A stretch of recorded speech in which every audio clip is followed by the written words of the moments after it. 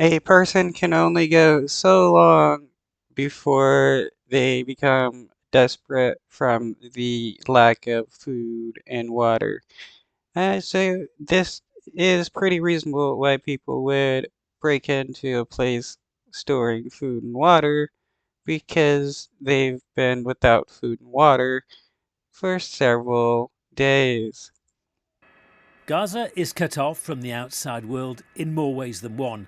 After a communication blackout, some links with Gaza are gradually being restored, revealing the full picture of Israel's so-called second phase of the war against Hamas. Across Gaza, but particularly in northern areas around Gaza City, the devastating impact of Israeli airstrikes means the search for survivors among ruined buildings and homes is almost futile. Israel says it now has troops, commanders and tanks on the ground in Gaza, targeting specific Hamas infrastructure, including the network of tunnels under Gaza, and eliminating named Hamas leaders who Israel says were responsible for the atrocities of October the 7th.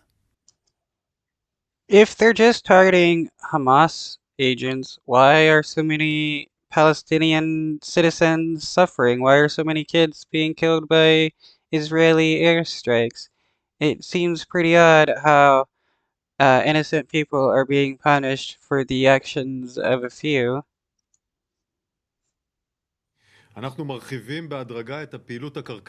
We will gradually expand the ground operation and scale of forces in the Gaza Strip. It is complex and involves risk for our forces too. We will do everything in our power, from the air, sea and ground, to ensure the safety of our forces and to achieve the war's objectives. The United Nations and other aid agencies say the needs of Gaza's 2.1 million residents are critical.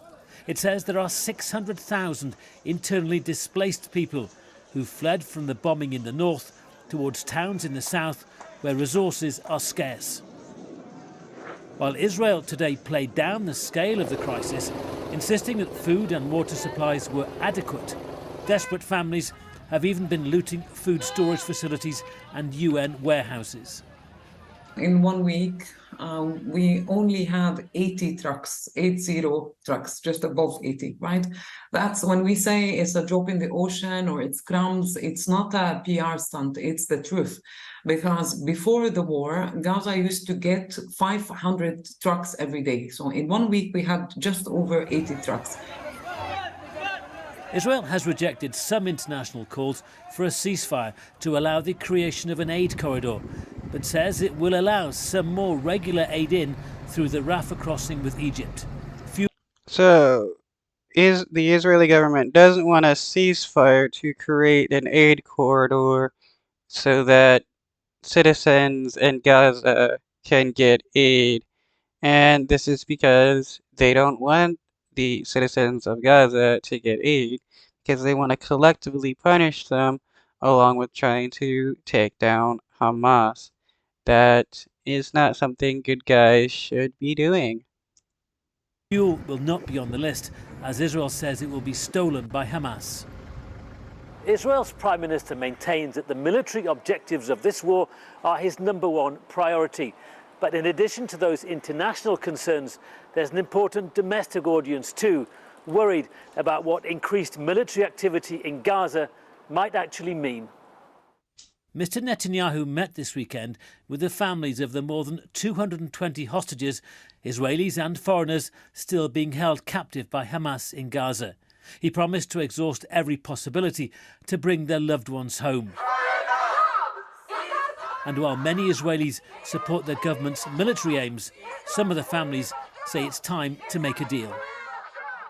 There have been many conflicts between Israel and Hamas in and around Gaza in the last 2 decades. This is by some distance the biggest and most costly. It's a war that Israel says it must see through to its conclusion, knowing the number of casualties will inevitably keep going up. Willow Davis, BBC News. So even though they know that tons and tons of innocent Palestinian citizens are going to die, they want to keep going because they honestly don't care.